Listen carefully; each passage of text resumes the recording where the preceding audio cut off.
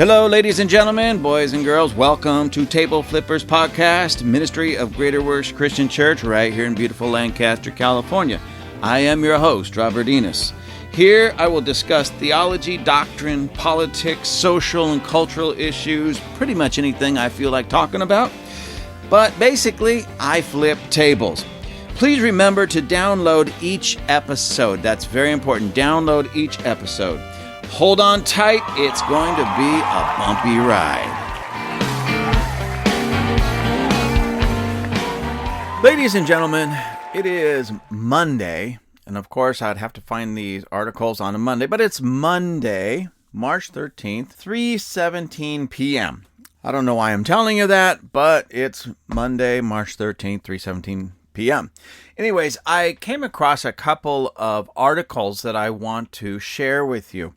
And I want to do a little bit of a follow-up on the QAnon Shaman that was sentenced to 4 years in prison for his part in the January 6th fiasco. And I just want to do a little follow-up. If you haven't heard my previous podcasts on them, please go back and listen to them. It's just interesting to see really what's going on, what has been going on, because as we found out, the people who had access to these videos, okay, the prosecution, they didn't release them to anybody.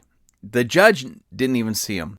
This QAnon Shaman, his name is Jacob Chansley, the shaman, not the attorney, but his attorney didn't even see him. So here's a guy that was tried and convicted without any real evidence being shown, even to the point that the judge, now I don't know how a judge can make a judgment and sentence somebody without any real evidence. So at that point, what is it? Hearsay? So anyways, this is just really strange the way this is unfolding and what we're finding out. And now the videos have been released, and Tucker Carlson of Fox News has been airing some of them and pointing some things out. And we find out that this Jacob Chansley, the QAnon Shaman, was actually escorted around. You can see it on video. There's no way that you can deny this. He was escorted around by at least one Capitol Hill police officer, while in one frame, in one area of this video, one point in this video, there was, I counted, 10 other people standing around, and I believe at least 9 of them that were police officers. So with the guy that's escorting him around, the shaman around, and at least 9 other police officers standing around, there was at least 10 officers not doing anything, literally not doing anything, while this violent insurgent with the strange headdress and face paint, I'm sure to hide and disguise his true appearance, this QAnon Shaman was just being escorted around like he was on a tour with nobody bothering him. What's really interesting about this is some new video has come out. Now, honestly, I don't know if it was part of the release or not, but nonetheless, we have video now out for everybody to see, where this QAnon Shaman, in his now famous headdress and bullhorn, was actually standing on the steps of the Capitol building, blocking a doorway with a bunch of people in front of him wanting to come in, and he was telling them, no, go home.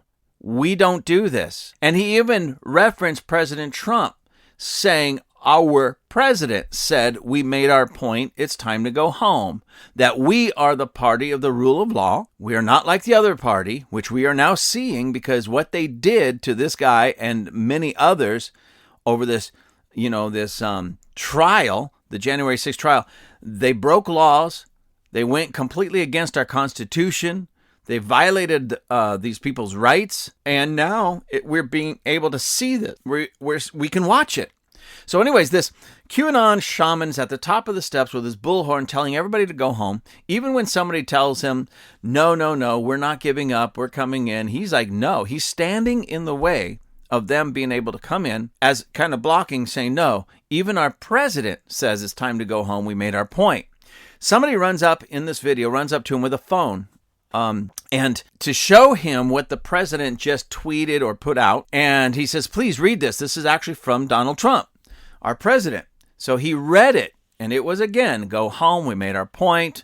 And he says to everybody, we're going to listen to our president and we're going to go home. We're going to be peaceful. We're not going to do anything destructive. That's not who we are. And again, ladies and gentlemen, I hate to say I told you so. No, I don't really care anymore. I told you so because I've been saying this for over 2 years. This was the vibe of most everybody that was there. And the troublemakers that came on, they're not the ones getting in trouble. And isn't it interesting that we don't have the video of the real troublemakers, but suddenly we have all this video of these guys that really didn't do the violent insurgency as they said. Now, anyways, all of this brings me to this article, and this article came out of the New York Post, newyorkpost.com, online, and it was published March 10th, 2023, so about 3 days ago this was published. And what's interesting about this is like this whole circus, this is what our present government, this administration is. It's a giant circus. Everything associated with this, with Joe Biden, Kamala Harris, and this administration, it's like being at the circus. And what you're witnessing is the clowns, the monkeys, the all the smoke in the mirrors and all that going on right now. You don't have to go to Barnum Bailey. You don't have to go to any one of these circuses when they roll into town. Just turn on the news and watch what's going on in our country under this present leadership, our present leadership, Joe Biden, Kamala Harris, and the Democrats. Because this is what's happening. It says here, the title of this short article says, Elon Musk calls for release of QAnon Shaman from prison over Capitol riot actions. Elon Musk now is speaking, he's throwing his hat in the ring, he's speaking on this. So again, the circus is growing. Now, please don't misunderstand me. I'm not calling Elon Musk part of the circus. He's actually a very good, solid voice of reason right now after reading this. But he's speaking into and against the circus and what's going on in our nation right now. Because this is far bigger than just the January 6th trials. Much bigger, much bigger. This is all showing what each and every one of us can look forward to coming at us, regardless of who you are or what your belief system is. So anyways, this is by a gentleman called Victor Nava, N-A-V-A, Victor Nava. And again, it was published March 10th, 2023. Elon Musk calls for release of QAnon Shaman from prison over Capitol riot actions. Billionaire business mogul Elon Musk called for Jacob Chansley to be freed from prison on Friday, arguing that the so-called QAnon Shaman's actions during the Capitol riot on January 6, 2021 were falsely portrayed. Free Jacob Chansley, Musk wrote in an explosive tweet on Friday. I just want to stop right there and just say something. I love how these writers use such words to conjure up an image. Musk wrote in an explosive tweet on Friday. You know, when I first read that, I started laughing because I just got the image of me opening up my iPhone, scrolling through Twitter, coming across that, and then it just going poof. I don't know if you guys watched, was it the old Mission Impossible series way back in the day where they had these cassette tapes talking about the mission, and then this tape will self-destruct in 5 seconds or 10 seconds or whatever it was, and poof, it would self-destruct. So Musk wrote in an explosive tweet on Friday. Not just a tweet, it was explosive. Oy. The Twitter CEO and founder of Tesla and SpaceX said it was an issue of fairness of justice as he shared resurfaced footage from the day supporters of former President Donald Trump stormed the Capitol building that shows Chansley, now 35, urging rioters to go home. And that's exactly what he said. Musk says this, I am not a part of MAGA, but I do believe in fairness of justice, Musk continued. Chansley was falsely portrayed in the media as a violent criminal who tried to overthrow the state and who urged others to commit violence, but there he is urging people to be peaceful and go home.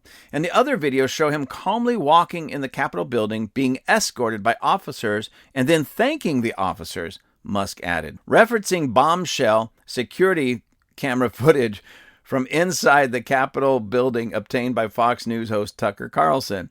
Again, I just want to, referencing bombshell security camera footage. Chansley was falsely portrayed in the media as a violent criminal. I just love the way they write these things. Anyways, let me go on. In September 2021, Chansley pleaded guilty to one count of obstructing an official proceeding and was sentenced to 41 months in prison that November. According to a timeline of events compiled by the Justice Department and upon which Chansley signed off as part of his guilty plea, the Navy veteran from Arizona was one of the first 30 rioters to enter the Capitol on January 6th at around 2:14 p.m. through doors that had been busted open from the inside. Okay, now listen to this. This is in this article, and they're already, it sounds like they're using word and verbiage to make this sound much bigger than what it is, but nonetheless, listen to what this person writes. They write about the timeline of events, and Chansley was one of the first 30 rioters to enter the Capitol on January 6th around 2:14 through doors that had been busted open from inside. Think about that for a minute, ladies and gentlemen. If the Capitol rioters were not inside the building yet, Chansley being one of the very first inside the building, and they weren't in there, they were still on the outside on the steps, and he was telling people to go home. And it says here that these doors had been busted open from the inside. Who was on the inside, ladies and gentlemen? I want you to think about it.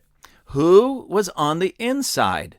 It was the Capitol Police and people that worked for the federal government. So I'm just curious. I am just wondering. I just don't understand how these Capitol violent insurgent rioters could bust doors open from the inside when they weren't inside yet. Anyways, let me go on. The footage shared by Musk on Friday shows Chansley clad in his conspicuous horned fur headdress with red, white, and blue face paint, likely just moments before he entered the building, with his back toward the doors of the Capitol as he shouts in his bullhorn that Trump has asked protesters to go home. Interesting, isn't it? He's telling people on a bullhorn that our president told us all to go home, and that's what we should do. We made our way, Donald Trump asked everybody to go home. We made our point. Donald Trump asked everyone to go home, Chansley cries out. And again, he says, we made our point. And our president says it's time to go home. So he's encouraging everybody at that time to go home. We're going to do as he asks. He goes on and proceeds to read Trump's request aloud. And that's where I showed you or told you that somebody came up with a phone with the message from President Trump basically saying we made our point, go home. It was a little bit longer than that, of course, but he read it over his bullhorn. All the people there that were supposedly supporting our president, that same guy was telling us, guys, we made our point, it's time to go home. And Chansley, the QAnon Shaman, was saying, listen, our president said this, let's all go home. Let's just chill, go home. Again, he says, we're going to do as he asks. He goes on and proceeds to read Trump's request aloud. It's unclear why Chansley then decided to make his way into the Capitol building as Congress was certifying Joe Biden's 2020 election victory and make his way to the Senate floor. Never before seen footage aired on Fox News, Tucker Carlson tonight. And listen to this. This is over 2 years later, and it says, never before seen footage. They did not show this. Tucker Carlson did. The people that were prosecuting American citizens didn't show this. Tucker Carlson did. The judge didn't even see it himself, but he didn't show it. Tucker Carlson did. The attorneys, the prosecutors, even the attorneys for the prosecuted didn't show this. They didn't see it. Tucker Carlson did. So regardless of what you think about Tucker Carlson, I'm just going to be honest with you. Okay, whether you're a fan or not, that's not even the issue. I'm not trying to convince you to be a fan of Tucker Carlson. I'm just telling you, at least in this and what he's done with those videos, Tucker Carlson showed more courage than anyone on that panel, anyone in those trials that withheld that information and kept that from the American people. He showed courage. He showed that he stood up for the words of the Constitution and our God-given rights more than any Democrat or those rhinos that had that footage at their disposal, that they could have shown that at any time and released that at any time. So Tucker Carlson took them and started showing them and airing them. And in that case, in a very real way, he's a hero. Now, I'm not saying he bled in a battle. I'm not saying he went out and saved 100 people's lives on the battlefield, taking a bullet himself. I'm just saying what he is doing is helping to secure our nation by showing these things and standing up for the words of our Constitution, something that the judge, the attorneys, the prosecutors, this panel, none of them could do. Not one Democrat demanded those be released. Not one. So Tucker Carlson, a great job. I'm telling you, great job. Anyways, again, never before seen footage aired Fox News. Tucker Carlson tonight on Monday shows that once inside, Chansley leisurely strolls through the building, hardly being challenged or acknowledged by Capitol Police. And you can clearly see that when you watch those videos. The shaman is seen in the footage being escorted by 2 Capitol Police officers as they roam the hallways of Congress trying to find an unlocked door that leads to the Senate chamber. The DOJ timeline confirms that an officer followed Chansley into the chamber as the Navy vet took the seat of the dais recently occupied by Vice President Mike Pence. Thank you, Heavenly Father, for taking the inspiration needed to these police officers to allow us into this building, Chansley intoned into his bullhorn during an impromptu prayer from the dais. So we have in this article that the doors were busted open from the inside to let those that were outside, Chansley and others, to come in. Very interesting. And then even when he gives this prayer to thank God, he says, I thank you, Heavenly Father, for taking the inspiration needed to these police officers to allow us into this building. Now, I can connect dots, ladies and gentlemen, especially when they're so clear. He's thanking God for the police officers letting him into the building. And then it's written here in this article that the doors were actually opened up, or as they said, busted open from the inside. I don't know about you. The violent insurgency sounded like it was taking place on the inside of the building towards the outside instead of the other way around.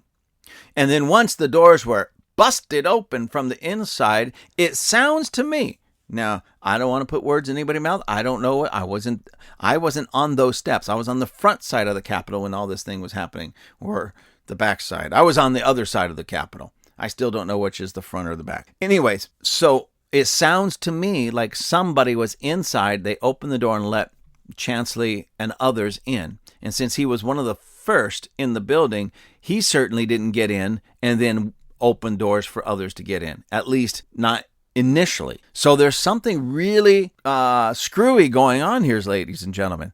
Somebody somewhere is trying to pull the wool over our eyes. Somebody somewhere is trying to set up a whole bunch of smoke and mirrors. Somebody somewhere is trying to keep something hidden from the American people. And now that we are finding out the what, I'm still trying to figure out the why, because they're still trying to besmirch Donald Trump, but he's been out of office these 2 years. Over 2 years. Why are they still after him? And why are they still after you and me who support him, or those who support him? See, there's something, and it doesn't matter who you are. It doesn't matter if you're a Democrat. It doesn't matter if you're a Republican. It doesn't matter if you're an independent. It doesn't matter who you voted for.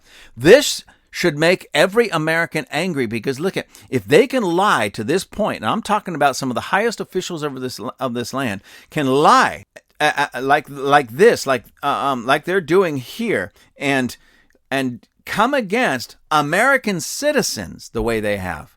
They certainly can do that to you and me. This should be sobering to absolutely everybody in the United States of America, and anybody, especially in the military, those sworn into office, every American. If you live here in the United States of America, you call this home, this should concern you, because if they can do this so easily without heart to these people, like this QAnon Shaman Chansley, then they can certainly do it to you and me. And it's something we need to take serious, because Elon Musk, he even says, I'm not a MAGA guy. I just believe in this justice. What did he say? Fair justice? But nonetheless, this is just wrong. I'm not a MAGA guy. I'm not trying to stick up for Trump. I'm not trying to stick up for that, even that mentality or ideology. I'm just sticking up for justice. And that guy needs to be let go, which I agree. At this point, I agree. Before, I would have said, well, he needs to be in trouble at least for getting in there, because that was just stupid. And I still agree with that. But until stupidity is a crime, maybe it should be, but it's not. Until stupidity is a crime, that dude has been falsely accused. And that guy is honestly a political prisoner. That's what this boils down to. Yes, in the United States of America, ladies and gentlemen, we still have political prisoners. And this political prisoner was running around with a horned fur cap and his face painted red, white, and blue, carrying an American flag and a bullhorn. And people set him up, as far as I'm concerned. Set him up. And he unfortunately took the bait, and he took the fall. So everybody should be rising up. Everybody should be calling their representatives. Everybody should be writing their representatives, and not just once, every day, several times a day, until our representatives rise up and say, wait a minute, enough's enough. We got to put a stop to this. Now, that was the first article. And actually, it took me a little bit longer only because I thought it was kind of funny. The second article, I don't even know if I'm going to read all of it to you, because you're going to get the gist. And I just, before I get into this, I just want to tell you just how absurd this is. Now, this came out of the LA Times, Los Angeles Times, LA Times. And it was written by a staff writer, Sammy Roth. So Sammy Roth writes for LA Times, and he writes this. This is the title of this article. Oh, and I'm sorry, this was published March 9th, a few days ago, March 9th, 2023. And the title of this article, when I first, my wife actually told me about this, and I just, when she told me this, I started laughing, because it's like, are people really honestly that stupid and this absurd? This is, again, and I know I've said this about several things, but this most certainly could make Saturday Night Live as a comedy skit. Absolutely. I mean, they could write so many stand-up comedians could use this material, and they wouldn't even have to change anything too much. They could just pretty much read the article. It's that laughable. But here's the title: How White and Affluent Drivers Are Polluting the Air Breathed by LA's People of Color. Yes, ladies and gentlemen, let me read that title again. How white and affluent drivers are polluting the air breathed by LA's people of color. So now, oh my, I can't get over this, because every time I finally think they've hit the pinnacle, or they've taken this racist nonsense as far as it can go, they prove me wrong. That these guys are brilliant. To continue to come up with ideas, or make them, whatever you want to call it. But the material they come up with. These guys literally should be writing for Saturday Night Live. Why are they wasting their talents for the LA Times, some chump newspaper? They should be writing for major comics. This could have been a Seinfeld episode. Seinfeld, it was a, what do they have? They just talked about nothing. It was a show about nothing, they would say. Well, this would be perfect for it. So anyways, this story, I'm going to go into I'll read some of it until I just can't stomach it anymore, because you'll get the gist of this. This story originally published in Boiling Point, a weekly newsletter about climate change and the environment. So again, ladies and gentlemen, please, you've got to understand. Please do yourself a favor. Do not buy into the climate change hoax. It's completely foolish, and it's really about control, manipulation, and in this regard, these people are so bought into this foolishness that it's making them mentally unstable. I don't know how else to say it. These people are mentally unstable. You'll see as I read this. Anyways, it says, like many Angelinos, I spend a lot of time behind the wheel of my car. I drive from my Westlake apartment to Dodger Stadium near downtown, and farther east to hike in the San Gabriel Mountains. I take the 405 freeway north to the San Fernando Valley to see friends, or occasionally south to the LA Times office, or to the airport, where I grow my carbon footprint even further. I'm sorry. This guy's admitting that he's got a growing carbon footprint, And then he's going to blast us. Oh, and by the way, he's a white guy. Anyways, let me go on. So I couldn't help but consider my own complicity while reading a new study from USC researchers finding that Angelenos who drive more tend to be exposed to less air pollution, and Angelenos who drive less tend to be exposed to more pollution. It may sound like a paradox, but it's not. It's a function of the racism. Wait a minute, ladies and gentlemen, I can't help this. Let me get my composure back. Let me. I'm sorry, I'm trying to get my composure here so I can finish reading this. Okay, I'm chill. Let me read that again. It may seem like a paradox, but it's not. It's a function of the racism that shaped this city and its suburbs and continues to influence our daily lives, and a stark reminder of the need for climate solutions that benefit everyone. I got to stop right here for just a moment and say this. This dude, apparently very liberal, is one of the most brilliant liberal people. I didn't say he was brilliant. I said brilliant liberal. There's a difference between brilliance and a brilliant liberal. Okay, but he's a brilliant liberal. He has been able to, in just, what is this? That's one sentence, roll white privilege, racism, and climate change all into one sentence. Of course, blaming white people, and he is white. I mean, I'm just pointing this out just because that's the fact. But I mean, this guy's brilliant. A brilliant liberal to be able to do that. Now, people with common sense, people with like I say every now and then, that have at least 3 working brain cells are listening to this and going, what in God's name is going on here now? What am I getting blamed for now? Because in this, there's a sly way of not just blaming white people, but affluent people. And that could be any color or race. So again, I guess you can even add that. He's now setting it up to blame not just white people, but people of affluence. That's all of us. That's anybody that has a little bit of money and drives a decent car. Climate change, racism, and even white privilege, and they're all into one sentence to set this up to come and bash us. I mean, this is I'm amazed. I am so amazed. Let me go on if I can contain myself with all this brilliance. He goes on to write, my colleague Terry Castleman wrote about the study, which was published in the peer-reviewed journal Urban Studies. The core finding is that for every 1% increase in miles driven to and from work by people who live in a particular part of LA County, there is an estimated 0.62% in decrease in the lung-damaging fine particulate matter to which those Angelenos are exposed. How is that possible?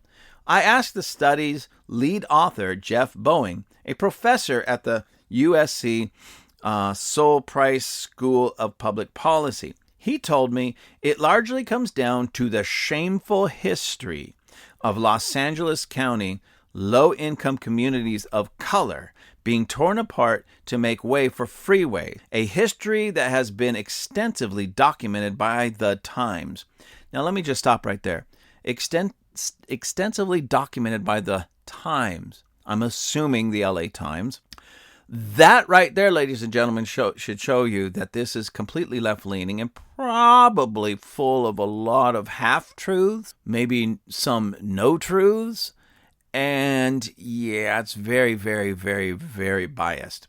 But anyways, that's another story for another time. He goes on to write, today, many residents of the county's wider, more affluent neighborhoods, who were often able to keep highways out of their own backyards, commute to work through lower-income Black and Latino neighborhoods bisected by the 10, the 110, and the 105 freeways, and more. It's not like commuters are coming in and shopping in those communities, patronizing restaurants, Boeing said. They are just driving through to get from one side of the city to another. Oh, you guys are just so bad. I mean, on your way to and from work, you don't even stop to buy a burger in one of those restaurants in one of those neighborhoods or shop? Shame on you. Because if you did that, that would make the smog less racist and be shared among everybody. I'm sure of it. Do you get the feeling that this is absolutely stupid? that these people are probably all on mental, or what do they call it, psychotropic medications? That's just the vibe that I get. I'm not saying they are. I'm not saying they aren't. I don't know them. But they certainly write like they're on medication or need to be. Anyways, let me go on. Southern California has some of the nation's worst air quality. Cars and trucks are one of the main reasons why. And the closer you are to the source, the more danger you face.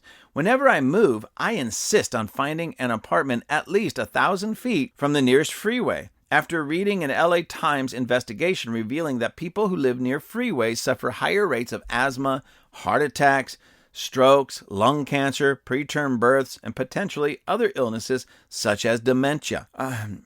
Again, another LA Times investigation. I'm starting to get the sense that this could be biased. Now, I'm not saying that living closer to a freeway doesn't affect your health. It most certainly does. And yeah, put out the articles. Tell people the truth. But this is still the United States of America, ladies and gentlemen. If people don't want to live that close to a freeway, they can move. You say, but they're too poor to move. Garbage. We live in the land of opportunity. Go out there, make yourself more marketable, like I say in many other podcasts, and move. Move your job. Move your life. Move your home. Get out of there. Why do you think others, and it's not just white people, but just others, move to the suburbs? Because they got tired of the city life. They did exactly what I just said. They made themselves marketable. They went and applied for other jobs. They got better jobs. And when they had the money and the resources, they moved to a cleaner area. Has nothing to do with being white. Has nothing to do with light-colored skin. Has everything to do with people who just say, enough's enough, I don't want to live in these conditions, and they make it happen and they make it work. That's it. That's why he couldn't even say it was all white people. He had to say white people and affluent. Well, who are those affluent that he's talking about if they're not white? Wouldn't just white people cover it all if it's all white people? Well, because no, it's not. Once again, they're foolishly trying to throw white people under the bus. And now affluent, like, if you got money, you're against the poor. If you got money, you just want to kill them. If you got some money and drive a nice car, you don't care about anybody else. You drive through their neighborhood spewing out toxic fumes that's killing everybody. And you don't even stop to buy a sandwich. Shame. This is ridiculous, ladies and gentlemen. And what's not scary, like I'm going to go run and hide under the bed, but just it's a wake-up call, sobering. This is what these people think. This is what motivates them. This is how they really think. This is what's going on in those 3 brain cells that are left. It just is mind-boggling to me. Anyways, let me read a little bit more of this. It says Boeing has gone a step further, taking an air quality monitor with him when he and his wife were looking for a new home a few years ago. He got one of his highest readings for particulate matter near the 101 freeway in Echo Park. I have a small child. I try as hard as I can to avoid air pollution, he says. Boeing's family moved to South Pasadena, the ultimate suburban flight story, as he put it, and a place with a terrible racial history. Now, ladies and gentlemen, let me stop right there again. This is so race baiting. I don't know how anybody reads the LA Times. This is garbage. This isn't even news. This is garbage. This is actual garbage. So here's this dude who's supposed to be, an expert on this stuff. So he takes this particulate matter, this air quality monitor, when he wants to go find a new home. And if it's too high, he's not going to buy it. And I don't blame him, especially when he says, I have a small child. You do whatever you possibly could do to the best of your ability to make sure that your family and your children especially are raised up in a safe neighborhood. And that even includes getting out of the smog if you possibly can. That's what just being a good father is. And that's my point. But he makes it all the way to, as he said, South Pasadena, the ultimate suburban flight story. That's where that should have stopped. But as he put it, it says, in a place with a terrible racial history. Okay, maybe it does. Maybe Pasadena is known for horrible racism. It says history, so I'm assuming that history is over, something of the past. But whether it is or isn't, number one, then why would you move there if you're so opposed to it? And number two, how does that even work in on this? Well, it doesn't. In a normal world with, again, people using more than 3 of their brain cells. To throw this terrible racial history quote in there is absurd. It's ridiculous. It's absolutely ridiculous and absurd. Anyways, it goes on. Residents of the relatively affluent, predominantly white city were able to block construction of the 710 freeway through their neighborhoods. Well, good for them. Good for them. I'm happy they were. I don't want a freeway going through my backyard. And if there's some way that I could do something, complain or whatever, lawsuits or whatever, to stop it, I'm going to do it. So good for them. Why is this a negative, bad thing? Says, as a result, he told me, truck traffic from the ports of LA and Long Beach ends up routing through lower income neighborhoods in Alhambra, a city whose population is overwhelmingly Asian and Latino. So, I'm sorry, this terrible racial history, at least what they are referencing or talking about, comes down to this. The people in that South Pasadena or in that area, they're white or affluent or both, and they were able to stop the 710 freeway from going through their backyard. And where did it go? It went through, Alhambra, and through low-income neighborhoods filled with Asians and Latinos. I still don't understand how that shows that the people of Pasadena are racist. They weren't building it. They actually were just stopping the building, something that the people of Alhambra probably could have done as well if they banded together and just did it. But nonetheless, how does that show that they're racist? Did they demand? Did somebody stand up, or did the community in Pasadena stand up and say, hey, everybody, you guys aren't going to put that 710 freeway through our backyard because we're white and affluent. You're just not going to do that. Go send it through Alhambra because it's just, Asians and Latinos. Just do it there. Well, we don't care enough about them. So just go put it up. Did somebody actually say that? Or was it the people such as Caltrans or whoever was in charge of that project or those projects, which I still believe is Caltrans, that's a California thing. They chose to take it through Alhambra. They chose to take it through low-income neighborhoods full of Asians and Latinos. So wouldn't Caltrans and the state of California, wouldn't they be the racists? I mean, come on, the people of Pasadena, all they said is we don't want it running through our backyard. Figure it out. Leave us alone. Don't put it here. It was Caltrans or the state of California, whoever was in charge of that made the determination that said, okay, we'll stick it through Alhambra and these low-income neighborhoods full of Asians and Latinos. They're the ones that are the racist. They're the ones that are racist. So you could take that all the way back, Mr. Liberal, writer of this article, that it's the liberals that run California, they're the true racists that don't care about people in these lower income neighborhoods. They don't care about neighborhoods filled with Asians and Latinos. They don't care about neighborhoods filled with blacks. Now, the people of South Pasadena, remember, you said they were white and affluent, and you had to use that word affluent. Why? Because some of them weren't white, but they were still affluent, and they're in Pasadena, which tells me Pasadena doesn't care what color skin you are. Pasadena doesn't care where you've come from. Pasadena doesn't care if your skin tends to be a little more on the lighter hue or the darker hue. As long as you're a decent human being that's going to move in there and not cause problems and settle in with the rest of them and be a good neighbor, they don't care. So how is that racist? You see, you guys are throwing stones at the wrong people. It's your very own party. It's your own ideology that creates racism. And there's the people that hold on to it. They're the racists. So you know what I'm going to tell you? Sir, you are guilty by association. You are the racist. Yes, Mr. Sammy, you are the racist. You're guilty by association. And this Boeing and these other people that are making all these stupid comments, you all are the racist. If for no other reason, you're guilty by association. You should go right to the source. Who put that freeway there? Was it the people of that lived in South Pasadena? Absolutely not. And then, if they were, why, Mr. Boeing, did you move there?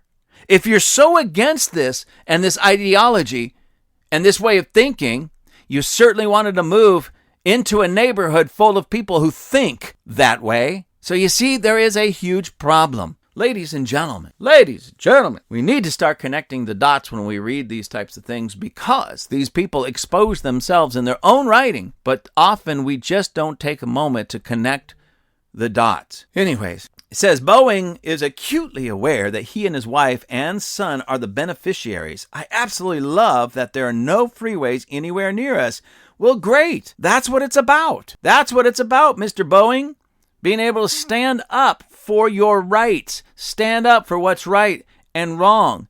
And I would tell the same thing to people in Alhambra and these other low-income neighborhoods. Stand up next time. Don't allow anybody to come in there and push you around. They say we want to put a freeway here. No, you're not. Figure something else out. Put it in Pasadena. Anyways, he goes on to say, and I guess this is Boeing still talking, as a white guy, I think it shifted to Sammy saying this. As a white guy who lived in LA's West Side for most of my life, I've benefited from the region's sordid history as well. Oh my gosh. Much as I try to do my part, taking the train a couple of times a month, walking to local coffee shops and restaurants instead of driving across the city, there's no question I contributed to the inequitable air pollution that Boeing's study described. I was especially struck by his map from the study, and there was a map on there. The red areas are places in LA County where commuters tend to be whiter than people who live there. The blue areas are places where commuters tend to be less white than people who live there. And I saw the map. I wish I could show you. There was actually, in my opinion, now I didn't take my slide scale out and measure every little thing, but it appeared to be more blue than red. Okay, so showing that the blue areas had more low-income commuters than white commuters in the red. It was just strange. It was like he was trying to prove the other, but what he proved was kind of opposite of what he was trying to say. Anyways, I think I'm going to stop right there, ladies and gentlemen. I'm going to leave the link in the comment or the description of this podcast. I know I dealt with two articles that seem like they're worlds apart, but they're not. Not as much as we'd think. One dealt with the January 6th and this QAnon Shaman guy and the unfolding of these videos. This one deals with white people, once again, being the problem, even for pollution. You know, white people just spewing around in their cars, spewing out toxic, deadly, poisonous gases to kill all these poor minorities in all of these poor, low-income areas. This is absolutely absurd, ladies and gentlemen. I mean, when I look out on the streets, when I look on the freeways and everything, I don't see only white people driving. I see everybody driving. I see all kinds of people driving. When I'm flying down the when I'm creeping at about 5 miles an hour down the 405, I can look over to my left and I can see really anybody from anywhere. Male, female, and yes, I can still tell the difference. I can see black people, white people, Middle Eastern people, Hispanic people, so on, Asians. I can look over to my right and same thing. I might stare at a white man or a white woman or an Hispanic man or woman, a black man or a black woman. I mean, you never know, especially in LA. And you know what? My little truck is spewing out about the same amount of toxic, poisonous fumes as their car is doing. And we're all going in the same direction because we're all on the same freeway.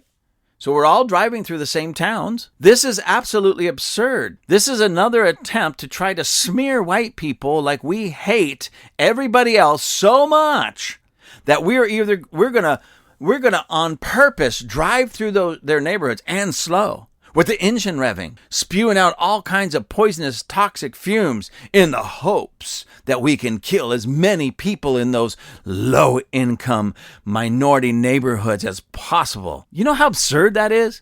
This whole thing, this whole article, LA Times, you should be ashamed of yourself. Sammy, whatever your name is, you should be ashamed of yourself. Boeing, you're a professor? I mean, did I miss something? I don't understand this. I really don't understand this. How people can be, on one hand, so intelligent and on the other hand, stupid. Completely stupid. It's like well-educated morons. That's what it basically is, because you have the wrong education.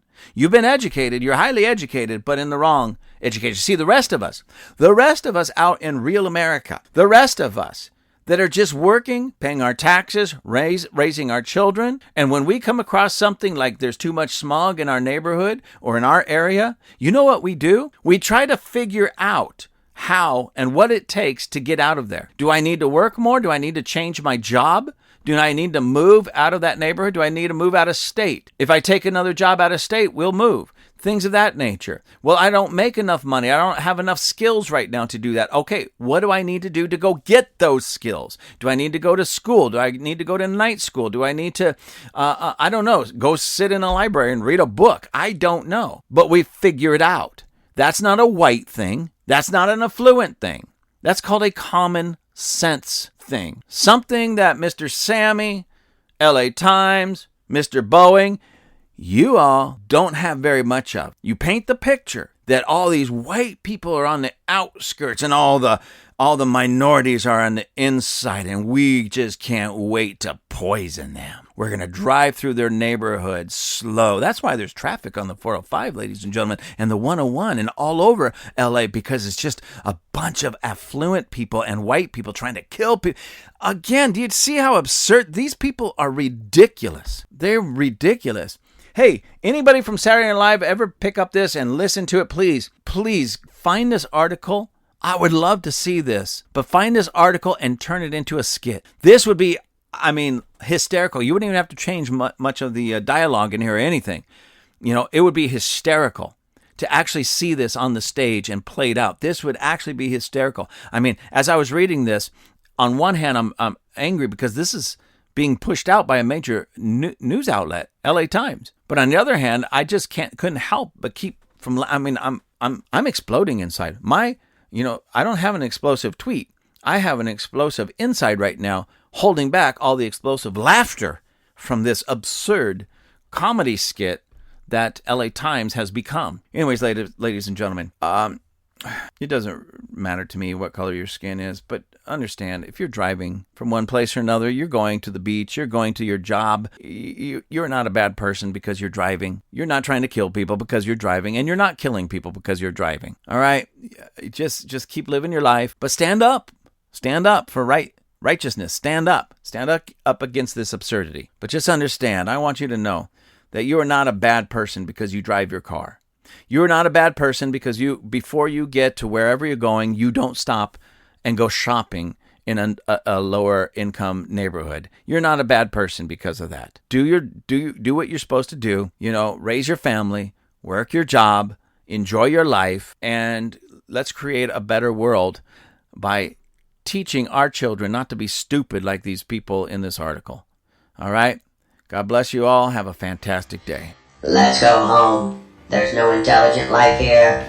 Thank you again for joining us at Table Flippers. Please check out our merchandise. We have hats, hoodies, water bottles, all kinds of cool things. You can find all of our merchandise at tableflippers.com. That's tableflippers.com. And please write me. Please let me know how I'm doing. Write me at gwccrobert, that's one word, gwccrobert@gmail.com. Give me the good letters, give me the bad letters, tell me the great things I'm doing, tell me the bad things I'm doing. I want to hear it all. Have a great day. Table Flippers is flipping